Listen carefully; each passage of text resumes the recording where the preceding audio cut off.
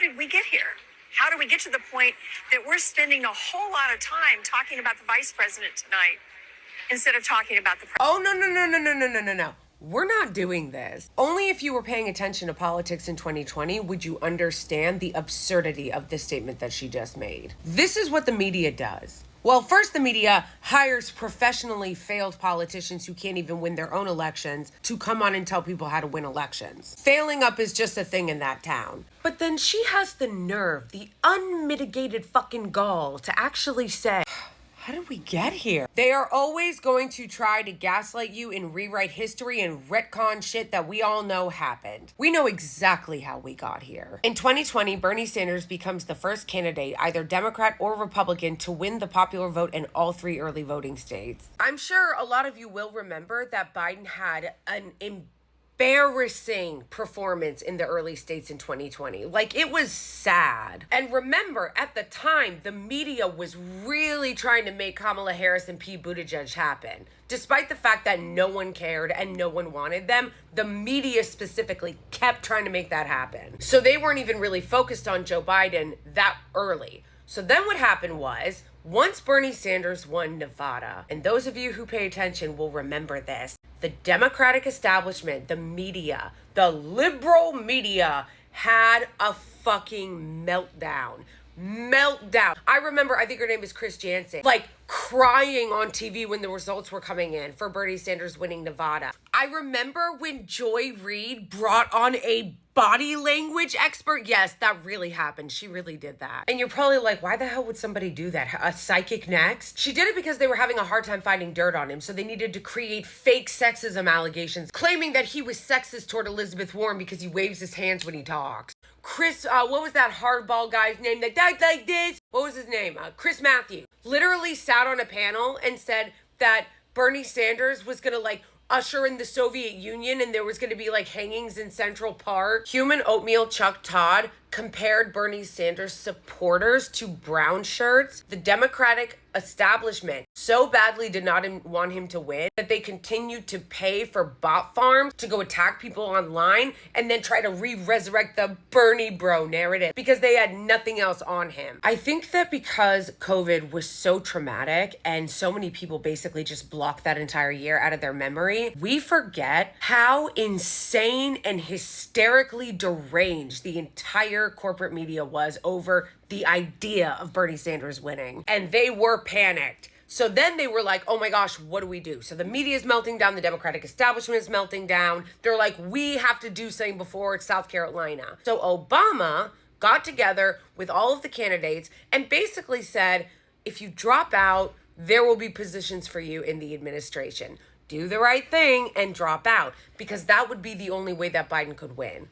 There was no way that Biden could win and that Bernie wouldn't. There would be no way to stop Bernie Sanders' momentum going into Super Tuesday if it weren't for the other Democrats that were in the race. And there were many, remember, you had Cloud Boot Jar, you had Mayo in a Wine Cave Pete, you had Beta O'Rourke, a bunch of other hacks. And they all dropped out of the race right after South Carolina and coalesced around Joe Biden in order to stop Bernie Sanders from taking the nomination. It was a coordinated scheme to deny voters who wanted Bernie Sanders to win the nomination. On top of the fact that you had James Clyburn, who has a lot of cachet in the Democratic Party despite being a total corrupt hack, telling everybody to vote for Biden in South Carolina, endorsing him before South Carolina, and then of course, Biden sweeps South Carolina. All of them drop out after Obama talks to them, and the rest is history. The only one not to drop out before Super Tuesday was Elizabeth Warren. She stayed until the bitter end,